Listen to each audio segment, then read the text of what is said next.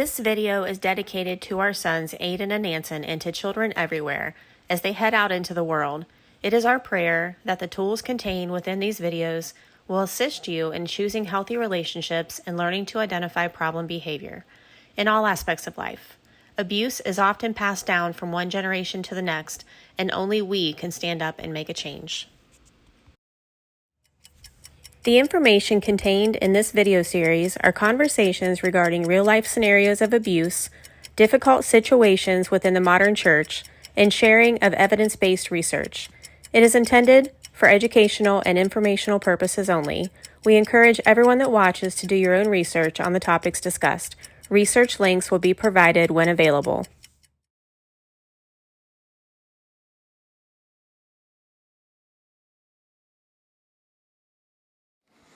Well, good evening, everybody. Welcome back to Bible-Steading. This is Vicki and Kenny Ballinger. It's been a while. Yes. We are launching a brand new series called Wolves in Sheep's Clothing, How to Identify Predators in the Pulpit. So you hear that title, and you probably wonder, what is going on, right? Weren't you guys just literally doing stuff about leaving charismatic nonsense and charismania, as you might want to call it, and correcting false teachings, and then all of a sudden you come out with this? So what's going on? Well, we're going to try to explain that and try to help people understand that it's not just about coming out of the charismatic movement for us. It's about the health of the church and the health of the Christian in their walk. And, so, okay, you find a good, solid church. Well, how do you know that the structure there is right, is biblically sound? And how do you understand if maybe there is someone there that is there for the wrong reasons, or if they have hidden motives, or if they're simply not a Christian and they are someone who is a false teacher? Bible warns us about that a ton of times. It warns us about false teachers or those who will come in to try to be ravenous wolves and destroy the flock. So this series is aiming to help deal with that. So my lovely wife will lead us into some of the points that we have, and we'll then kind of tag team back and forth and try to work through this. One thing we want to say before we get into this video is there are so many good men and women out there working for the gospel, and we want to say that we see you and we appreciate you. Absolutely. A lot of the statistics we're going to go over in this video are going to be pretty scary, and we just want those of you out there who are working for the gospel with a good heart to know that these predators may be working side by side with you. And so it's really especially important for you all to know and to be on the lookout. But we just want you to know that we see you and we appreciate you, and we're not picking on you. No. And also not to scare off the new Christian. That what did I get myself into? No. Yeah. No. This is information to help all. So going back to what Kenny said about our reasons for doing this podcast. Over the years, and I'm sure many of you watching this have heard similar stories. We have had so many people come to us saying that they left the church for some reason. They either left, now not all of these reasons were valid. Some, sometimes we have to work through offenses, obviously. But we have had so many people come to us stating that they left the church over actual abuse. Mm-hmm. And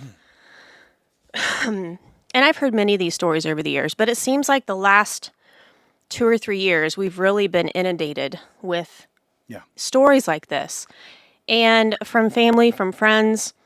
And so I think all of us can relate to knowing at least one person that has been harmed by the church and has decided to leave and turn their back on God. And that's really the heart of this. We're talking about toxic styles where somebody abused, whether it was a actual, literal physical abuse, whether they spiritually abused them, in other words, they were using scripture as a weapon against that person or against people like that person. That was not what scripture was intended to be.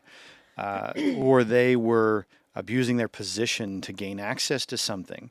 We're going to get into more what that means, but there's these horrific abuses, and that pushes people away. A lot of people get pushed away. Now, I want to put a caveat out there that that's not God, right? We do want to make sure that it is known to our audience that it's hard to judge, it's hard not to judge God by his people. But ultimately, God is sinless. You know, Jesus didn't sin. Those things are not attributes of God, but they are of people. So I want to throw that out there and just make sure that the audience does hear that. But still, when you come in contact with a Christian, or at least somebody who wears that name, and they abuse you, or they do horrible things to you, or they're very terrible hypocrites. We're all hypocrites in a sense that none of us are like Christ. But I'm talking like not walking the walk. You're speaking it, and it sounds good, but you are absolutely not walking it. That doesn't do well to someone who's out there visiting the church, or who maybe walked with God for a while and then saw that and walked away. And again, we're going to break all this down, so I don't want to get way off track here. But those stories are very real. And what you do matters. And where you are matters. And what you believe matters. So ultimately, how do we reconcile all that? What the Bible says. Right? That's kind of where we're going with this podcast. I've got to watch my mic here. That's kind of where we're going, is to try to show, well, what does the Bible say? And how can we identify those who are abusing people and ultimately can be a stumbling block to those who are to those who are young in the faith. Paul talks about those who are still drinking the spiritual milk. Don't want to send them back to where they came from. One thing I want to go back to the title of this series real quick and just kind of do a quick definition. So the title of this series is Wolves in Sheep's Clothing, Predators in the Pulpit. So I want to talk about that word predator for a minute. It's a pretty harsh word, but predator is just simply somebody seeking to gain something. When we say predator, a coyote might come to mind, or a wolf might come to mind. Animals that hunt. And so if you think of an animal that hunts, they're hunting something. They're seeking to get something that they want. And so when we say predator, we're simply talking about, and in this case, we're specifically talking about predators in the pulpit. So that's going to be indicative of preachers, pastors, church leadership. Right. So these predators specifically in church leadership. And one thing I want to say is, as we go through this series, these things that we talk about can be applied outside the church. They can be applied to your workplace. They can be applied to friendships. They can be applied to romantic relationships. They can be applied to elementary schools. And I'll tell you in a little while why we're bringing up elementary schools. Yeah. Just for fun, throw out that statistic about CEOs and things of that nature that tend to have these. So people can see in the outside the church world where this applies. Do you remember that numbers? Yeah. Remember those numbers? I want to say 25 to 30% of CEOs of large companies meet this criteria. So it's not just the church. It's pretty scary. But the point is leadership, right? Yeah. Leadership is what we're pointing at now. We're specifically going to talk about church because that's what matters the most to us and to your salvation. But this is universal. Yep. Across the human condition. So do understand that. But we're going to dive into the church.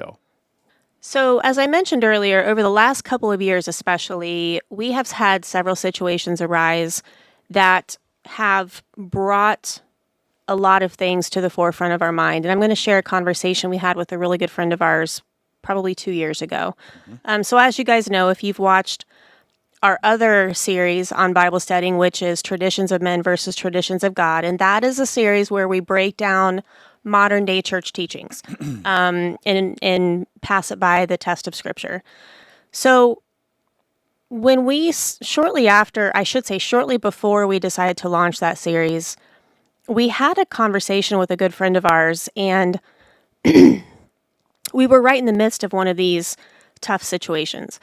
And I remember Kenny and I were expressing frustration that we were out there trying to spread the gospel, but we didn't want to invite anybody to church because we had seen so many of these toxic type, predator type, whatever you want to call them, people. And we didn't want to study with somebody and then bring them in and have them leave right out the back door.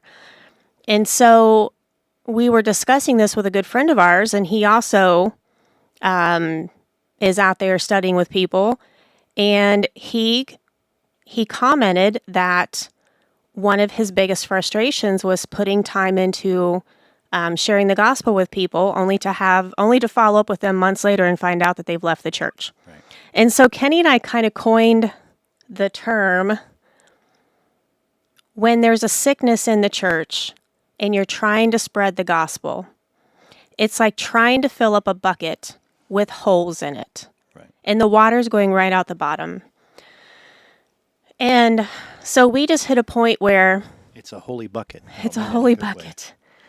So we just got to the point where we said, we need to work on both ends of this. Right. We need to continue to spread the gospel, which we are, but we also need to address this problem, this elephant in the room that is in the church. And this is across denominations. This is not just in one church. I know a lot of people here, it's everywhere. Yes. And we're going to go into a lot of examples where to show you it's everywhere.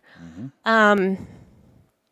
And so what we also observed is that very few people are willing to address the problem. We have seen a lot of just shoving the dirt under the rug, and nobody wants to deal with the problem. So That's the idea of keeping the status quo. It's and what I've to piggyback on what she said is I've seen this happen not just in the church, but it's again, we're speaking about the church, so keeping that in context. You can, how would I word it? It's almost like you can take an issue and pound your chest and say, we're fighting that issue.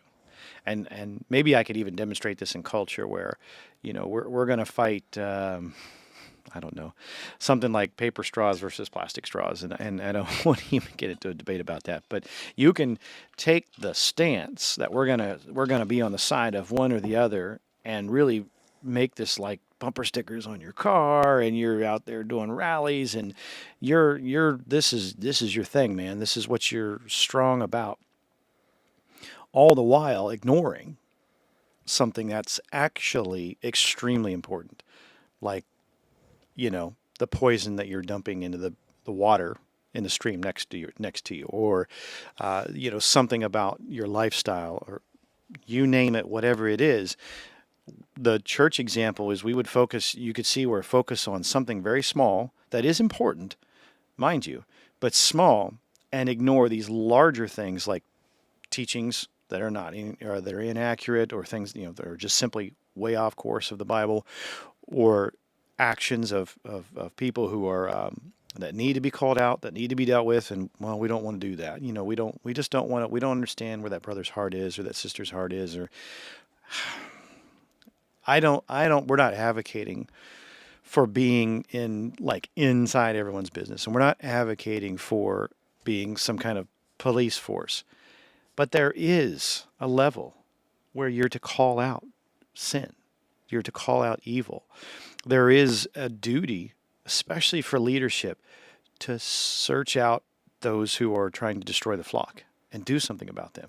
one thing I want to just put in here real quick, because you talked about how you've heard people say that we can't know their heart. And I just want to say that we can know a person's heart. The Bible says we will know them by their fruit. By their fruit. And I've heard that saying so many times, especially when we're talking about deceit and manipulation, because it's really hard for some people to see through that. And when you point out that somebody is being deceitful and you mention where their heart is, I've heard so many people say, well, we can't know a person's heart, but we can know a person's heart. Right. We can, like you said, we can know their fruit. We can see their fruit. The Bible is giving many examples, if not commands, to judge by the fruit. Now, and I know we're going to cover some of this. So, well, what an example of when the fruit looks okay, right? So we still can't know their heart. But ultimately, you can scratch below the surface on that fruit. I can just simply say that the fruit can still be okay visually, but it can be proven. Okay, so I'll go with that. One of the things I will say is when Kenny's talking about fruit, many of these predator types present a fabulous public image, and so they show wonderful fruit in public. Yeah. The people that may see the real rotten fruit are going to be the ones closest to them typically, which is either the spouse or the children. And so keep that in mind too, that Sure. these predator types almost never show bad fruit in public. Right. And as she said, and we hopefully maybe we'll go through some of this. There's ways to test that. So when the Bible talks about testing the fruit, you'll know them by their fruit. It's not just a surface approach. It's not they come on Sunday and they come on a Wednesday, and they look okay. Maybe they're even preaching often, and the exterior just looks fine. That's a good place to start, but you need to dig deeper and look, and it will show itself. It will show itself. So time will tell, right? And that's kind of the idea here. So what's our next point? One of the things I want to go into before we get into the real meat of this matter are some statistics. And before I go into the statistics, I want to talk a little bit about reliability of statistics, because I'm sure people out there watching, in fact, we had a good friend of ours mention that he's a little wary of statistics, and I get that. Sure. And so I want to address that real quick. Typically, when we're talking, if you're talking statistics that are quoted by a political party, I would definitely question those, because those are statistics that are, so any statistic that is quoted to benefit a political party or a company, those are definitely ones that you want to be cautious of. Sure. But in general, when we're talking about statistics that are just a simple measurement that there is no party that's going to benefit, those are generally pretty generally pretty reliable. So I'm not going to go and spend a whole lot of time, convincing you that these statistics are reliable. I would encourage you to do your own research, and we will always leave links when available. So I'm going to jump right into some of the statistics that we have studied over the last couple of years. And some of these are probably going to be pretty shocking. Some of you may not be shocked, but I know I was. So studies show that upwards of 25 to 30% of all pastors, preachers, and church planters sometimes are called church startups, are seeking the position to exploit it for some kind of personal gain. That's a pretty scary statistic. So if we're talking about churches, 25 to 30% of church leadership are in it for the wrong reasons, basically. That personal gain could be a number of things. It could just be that they want to be in that position for admiration, it could be access to kids, because we're going to be covering sexual predators. That's a big one in the church. Most predators view Christians as highly gullible, easily controlled, because as Christians, we're taught to be loving, we're taught to be forgiving. And so these predator types are going to exploit that trait, especially in conservative church circles. So why would you be more apt to see these predator types in conservative church circles, even at a higher rate than, say, charismatic churches? The reason is because predators love rules and structure. Mm-hmm. They don't plan to follow them, but they expect that you will. So and that's the key. Yeah. in the example given of a more conservative or Bible following church type scenario, they know that more or a majority of those members are going to be doing their best to be Christ-like, to be forgiving, to follow everything you just said, and they have no intention of doing that. It's the proverbial bad guy in the movies, all the evil guys that when the Superman follows all the rules and does everything right, and his evil counterpart exploits that. Yeah. That's the comic example, but this is the real world examples. This is what the predators are doing. So again, knowing those fruits, and if you are in the Bible believing church, then yes, you're trying to be Christ-like, but you're also watching out for the flock, or Yep. your congregation members are watching out for the flock, and so you're hoping to weed those out. But that we're getting ahead of ourselves a little bit, but that's all the examples that we're talking about here is Yeah. how to deal with this. And so I want to jump right into some of the statistics regarding churches specifically. So, what is the number one reason that churches end up in court? Well, it would be for the sexual abuse allegations. Yep.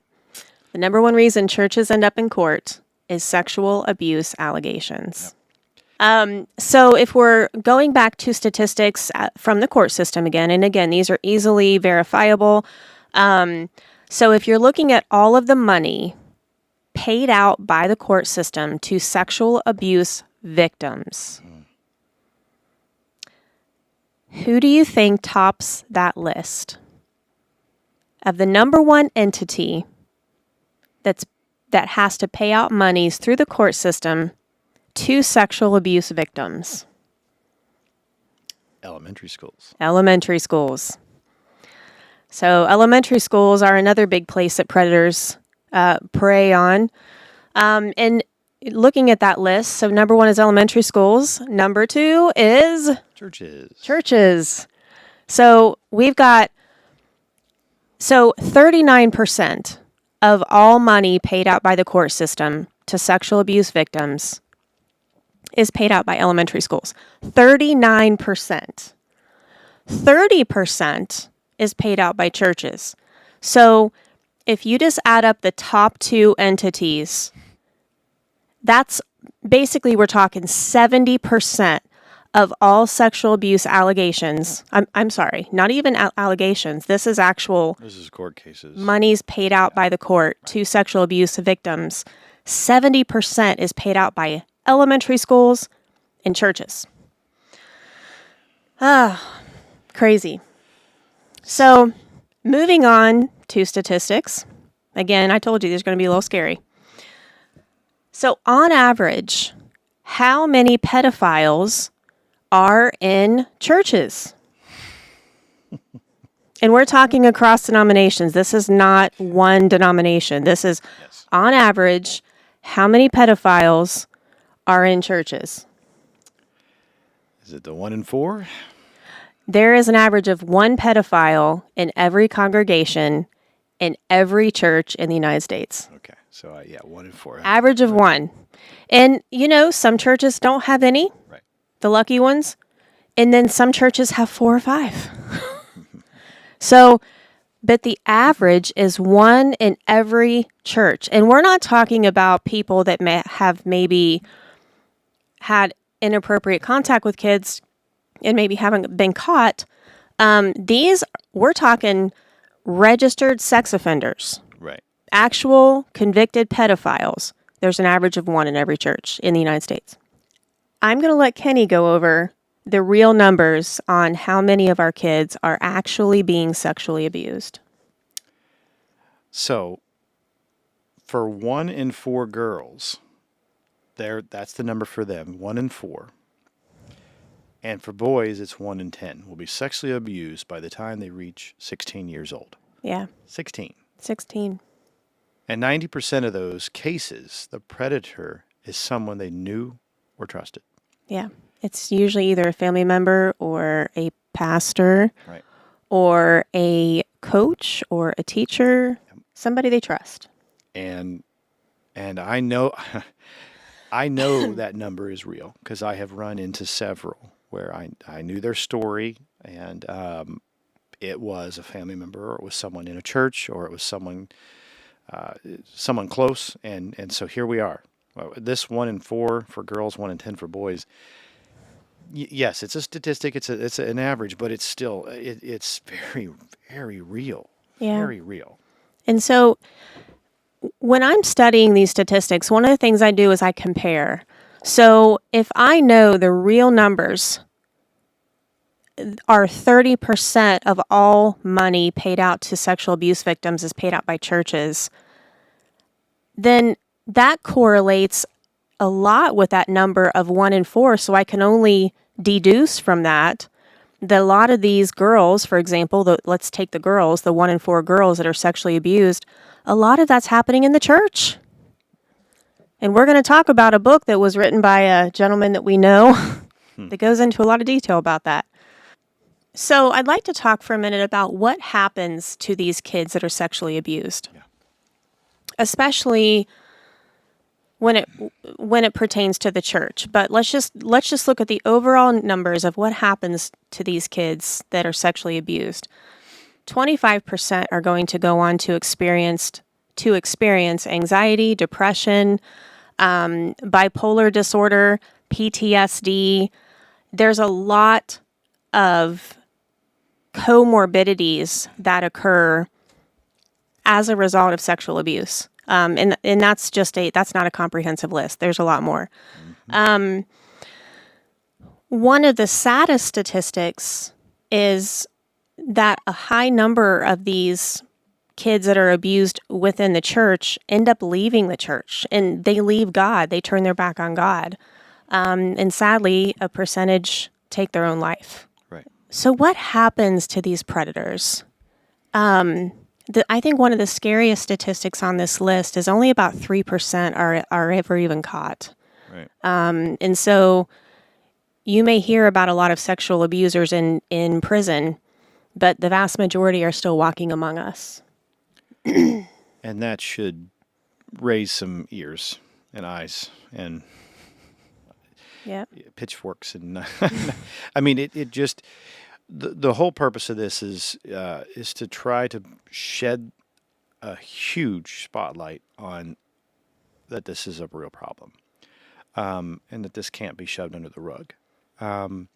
And I think that I'm going to step out on a limb and say that we're ignorant if we take the position that this isn't happening or this cannot happen in our church. Yeah. If you say that, or you feel that in your heart, or someone in your family or in your leadership is saying that, not only run, but more importantly, that needs rejected. That is a problem. Now, maybe it isn't in your church, and that's amazing. But if you're saying it can happen here, that's just not possible. I would expect to see that out in the big mega church in California. Yeah. Or, the place up the street that's got 500 members. Yeah, okay, I could. And they're in those too. Right. They're everywhere. They're everywhere. But if that's what your position is, or your leadership's position is, that's a problem. Yeah. That is not okay. There needs to be a very cognitive awareness of this, that this is real, this could be there, that it needs looked out for, and if found, needs dealt with. This is Acts chapter 20, verses 28 through 31. I'm just going to read it real quick. Okay. Be on guard for yourselves and for all the flock, among which the Holy Spirit has made you overseers, to shepherd the church of God, which he purchased with his own blood. I know that after my departure, savage wolves will come in among you, not sparing the flock. And from among your own selves, men will arise, speaking perverse things, to draw away the disciples after them. Therefore, be on the alert, remembering that day and night for a period of 3 years, I did not cease to admonish each one of you with tears. This is not an idle warning. Right. Because one of the things we've heard so much is, again, keep in mind, these predators put on a wonderful public image. And we have heard so many people say, well, that person is a wonderful Christian, and they're at church every Sunday, and Yeah. they're a wonderful family person. And we have heard this so much. And one of the reasons for this podcast is to try to equip people with real tools to help them identify these people. Let's go. So one of the statistics that we left off with was talking about how 1 in 4 little girls and 1 in 10 little boys will be sexually abused by the time they're 16. And then if you remember the intro to this video, I talked about my inspiration as a mom is my own kids, equipping them to go out into the world and choose a partner that is not going to end up hurting them one day. And so that's going to lead you into the logical question of who is most susceptible to these predators. Mm-hmm. And honestly, all of us are at some point, but there are those of us who are more susceptible than others. And so going down a short list here, anyone with mental deficits of any kind. And when I say mental deficits, let's take the autism community. The autism community generally have a very literal view of the world. They don't pick up on things like sarcasm. It's very hard for them to pick up on manipulation and deceit. And so they would definitely be susceptible to a predator. Anyone who has low self-esteem or who has been bullied. Anyone with a chronic illness. You might ask yourself, why would they be susceptible? Well, I'll give you an example. Predators look for anyone who is easy to manipulate, easy to control, and somebody with a chronic illness is going to be very, for the most part, dependent. Right. So,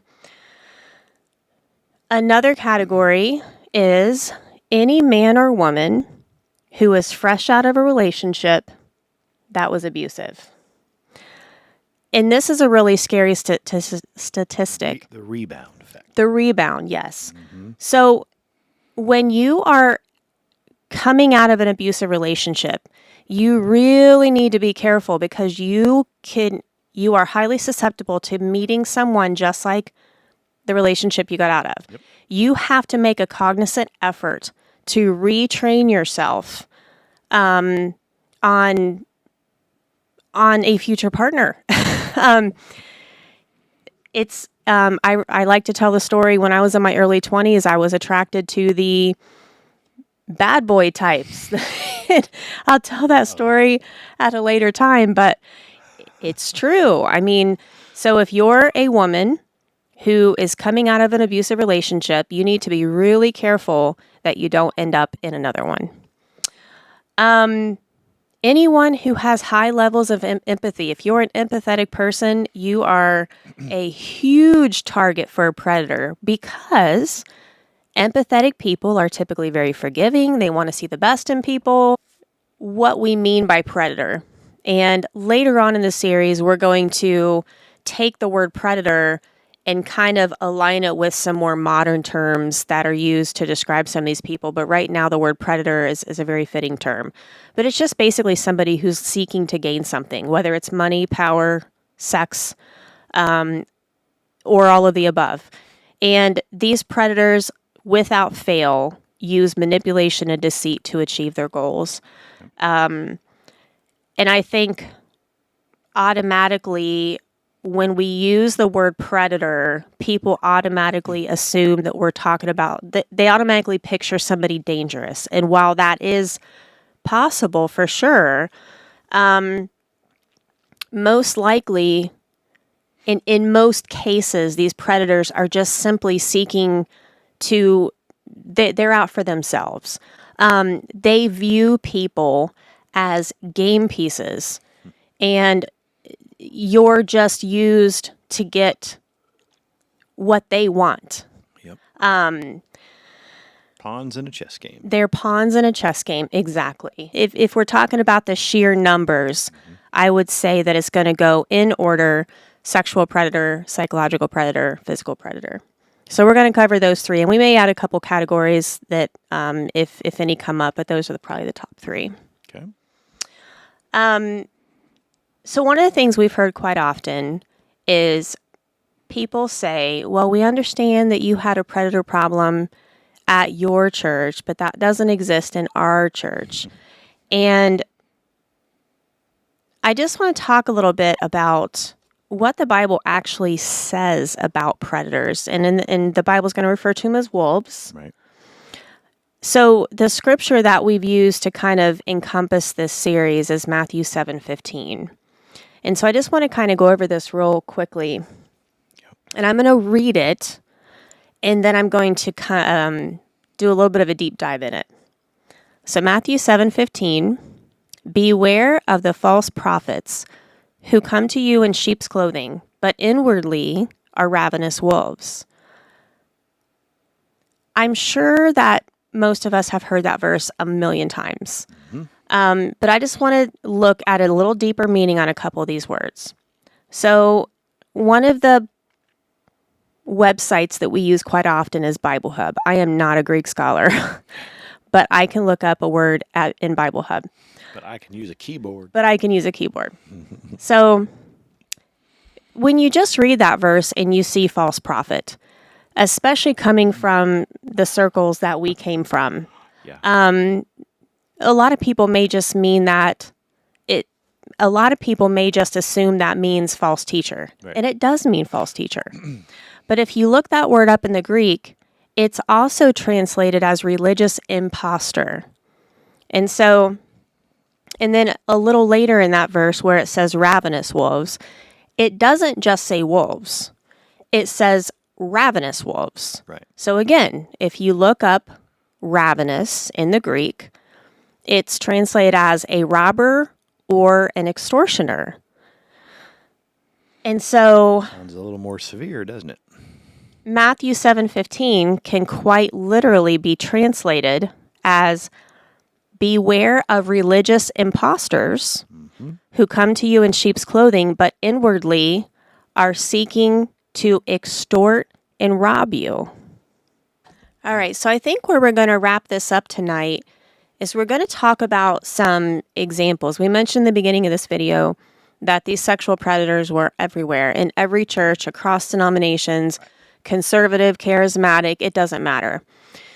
And so I just want to talk about, because I think so many people, myself included, have a tendency to, I'm just going to pick on the Catholic Church for a minute, because the Catholic Church, I'm sure everyone has seen, heard the stories about the priests abusing little boys. And it's easy to hear those stories and say, well, that's that church. That's not my church. How many movies are made on that too, right? Right, and how many movies are made on it. And I'm sure, I think the Southern Baptist Convention was in the news recently too. So again, it's easy to see something on the TV, but it's not personal. Right. And so you don't take things seriously until it's personal. And I am going to read through some examples that were on the TV.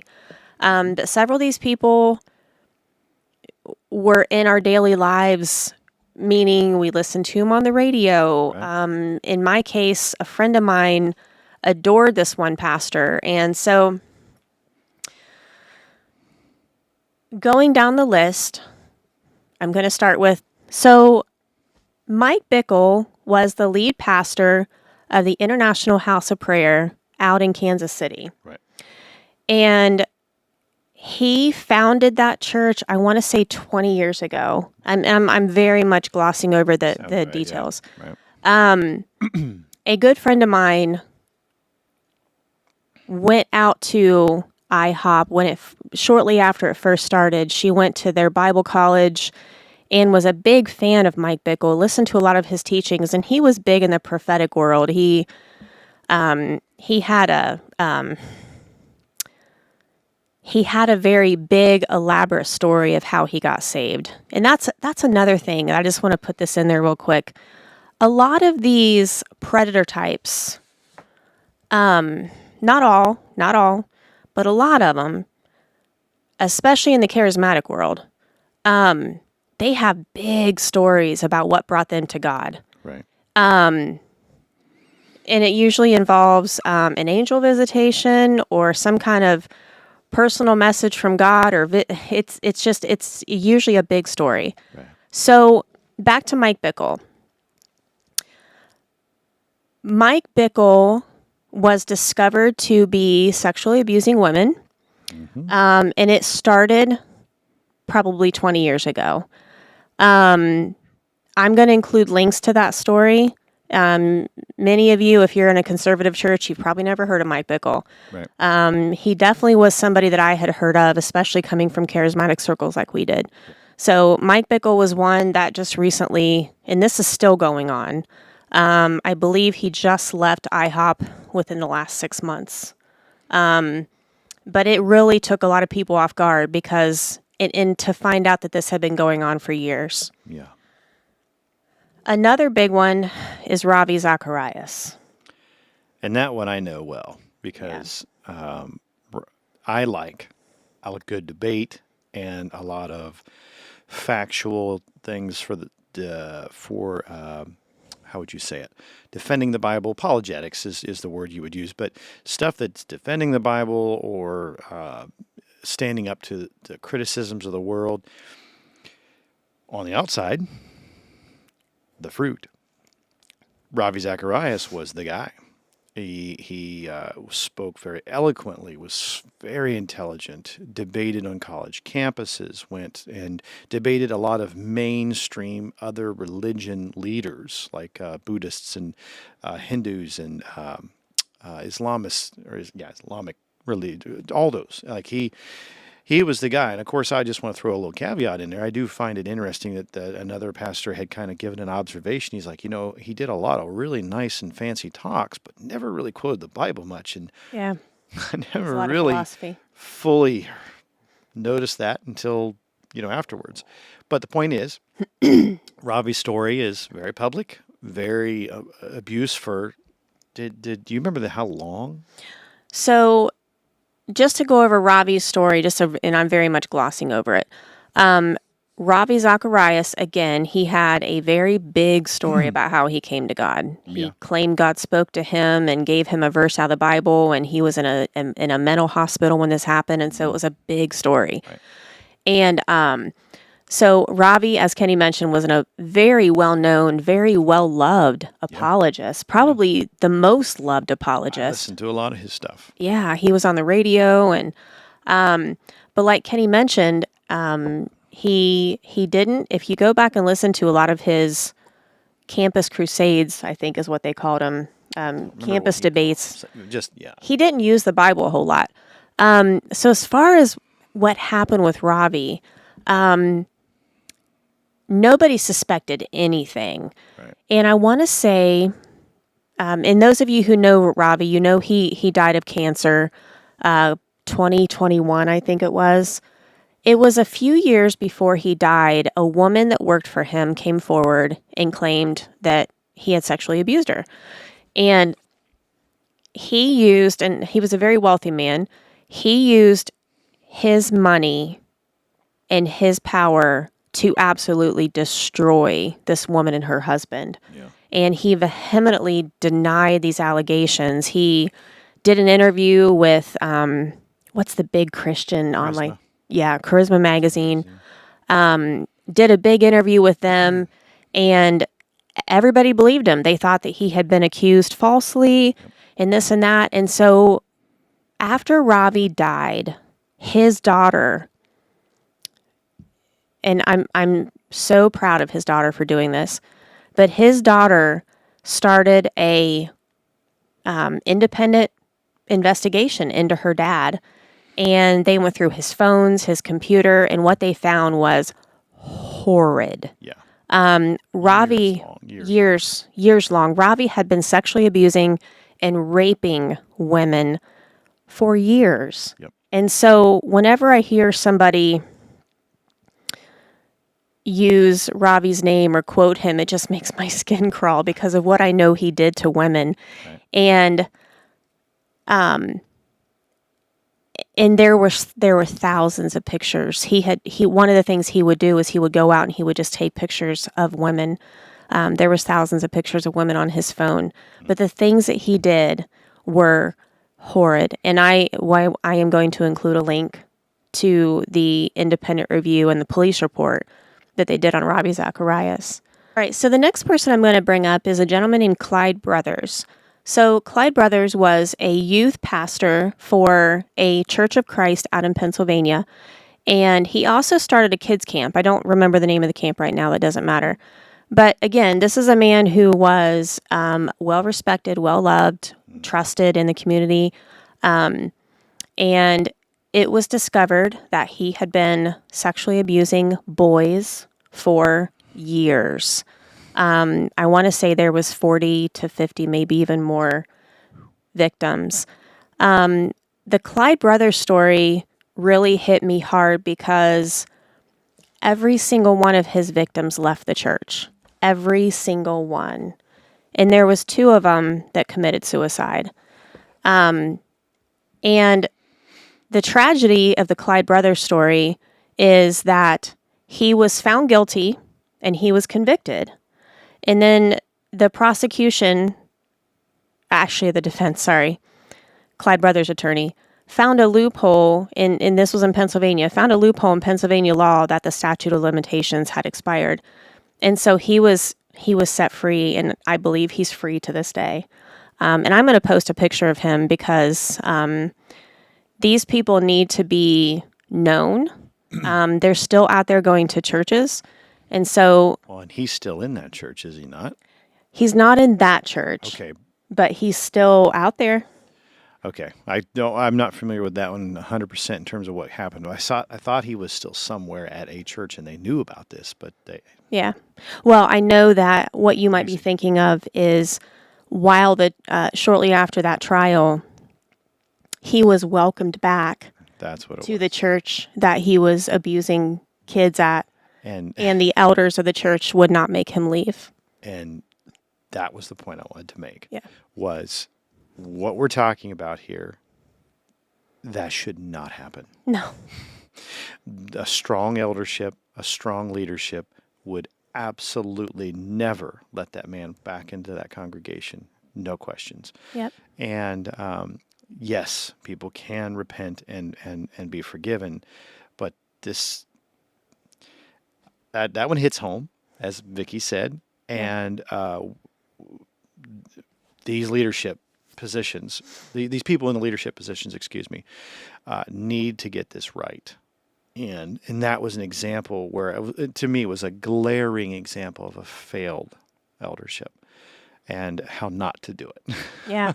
And keep in mind that I mentioned that Clyde Brothers was a youth pastor, and he started a kids camp. Right. And keep in mind, we talked about how these predators position themselves in places where they have access. Mm-hmm. And so whenever we're talking about sending our kids to camp, anything like that, again, what we said, there's a lot of good men and women out there, and this is not directed at you, but you need to know that these predators seek out positions where they have access to our kids.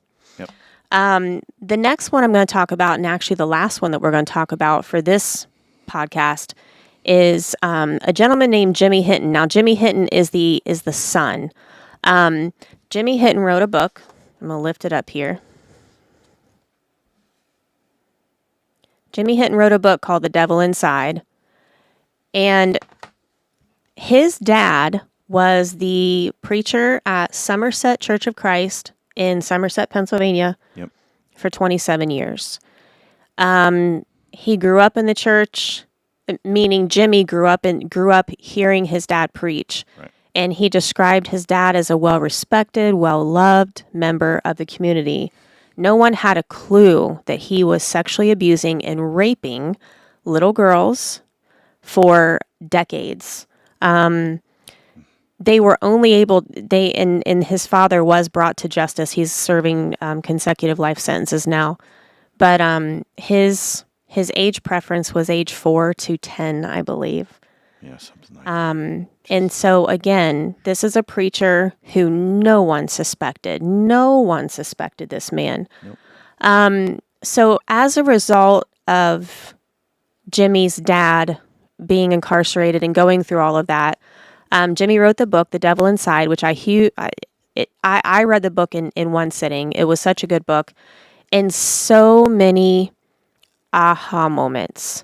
Anyone who has had any weird things happen in the church or outside the church that just didn't seem right, that book's going to explain a lot of it. Yeah. And so the other thing, and this is where we're going to kind of go into the second and third podcast, is Jimmy now works side by side with, I won't say side by side, but he has worked hand in hand with the FBI and sex trafficking organizations, and he's also a huge advocate with churches. Right. One of the things he did was create a predator profiling tool, and I want to bring that up quickly now because it was his predator profiling tool that helped some men at two churches out in Pennsylvania identify Clyde Brothers and ultimately brought his crimes to light. Right. And so where we're going to kind of leave off here and kind of let you know what direction we're going next, we reached out to Jimmy, and he was kind enough to agree to let us interview him. Yes. So Jimmy's actually going to be on our next podcast, and he's going to talk about his dad. He's going to talk about growing up, what that was like. We've got a whole list of questions to ask him. We're super excited, Yes. and we're really hoping that we've tried to pick questions that we think would help those of you out there that may be in an abusive situation yourself, people who have kids that go to church, which is a lot of us. And then we're also going to do a part 2 interview with Jimmy talking about in depth on his predator profiling tool. And that is really going to be where the meat of the matter is, because this is where our youth can use these tools to help protect them when they're at camps, when they're out away from their parents. And then parents can use this to help identify any suspect people within their own church walls. And I think maybe something to leave us with. I don't know that this will necessarily be the last thoughts of the video, but something to leave us with is I'll lean on my charismatic roots a little bit. Sometimes you get that feeling that something's not right. And again, I'm not one that as an advocate for trust your feelings, trust your heart. A heart can be deceptive, but there are times where we know something's just not right. You maybe you don't know it, but you just came in contact with one of these predators. And predator, again, meaning all the way from someone who's just in that position to seek power and their heart's not in the right spot, all the way up to the full-on sexual abuser that's the bad dude. Okay, you can sometimes tell. You get that inclination, that gut feeling that just is off. Now, obviously, you don't want to act just on that alone immediately, but don't ignore it. Take notes. Pay attention. Think about what's going on. We don't want to advocate that people are on so much guard that they never have a relationship with anybody, they never let anybody in. But don't turn it off, right? Yeah. Don't turn it off. Pay attention, and especially for the youth, like for any youth that are watching, especially girls, don't turn that off. If that guy is just being over the top in his, affection, it's just something like, you're just like, I don't know, it seems a little off. Don't ignore that. And the people who are just meeting someone for the first time, or you're in a new church, or someone new comes in, or you've got a leader that, man, something just doesn't seem right. Pay attention to that. And again, we're hoping that the stuff that you're going to see in the video and some of the tools that we're going to help you will help you actually do something with those thoughts. But when that initial flag is set off, Gut feeling, whatever. right, like that still small voice. Stop. that little, just something is off, right? Don't ignore it. Again, you don't have to fully act on it, but don't ignore it. Do pay attention because it likely does mean something. So pay attention. And with that, One of the things to tag team onto what Kenny said about, and I'm a big advocate, do not ignore your gut feelings. And one thing I want to mention is these predator types will encourage you or make you feel bad for your gut feelings. And that's one of the number one signs is when they try to minimize a problem. So, and we'll go into that in a lot more detail. right. But yeah, like Kenny said, especially young girls, young men, don't ignore those gut feelings. If something doesn't seem right, back away. Thank you guys so much for your patience. We had hoped to have this podcast up last Saturday, and life happens. I didn't mention anything on Facebook, but I had to have gallbladder surgery, and it Stressed delayed. her husband out. Stressed my husband out, but I'm good, and we're excited to be back in it, and we're gonna, yeah. We're gonna make it happen. Yeah, we're going to make it happen. So, all right. Well, we are excited to start this series, and the plan is to have Jimmy on next week, actually for the next 2 weeks, because there's part 1 of the interview and then part 2. Right. So we hope you will join us next time on Wolves in Sheep's Clothing, How to Identify Predators in the Pulpit. Have a good evening.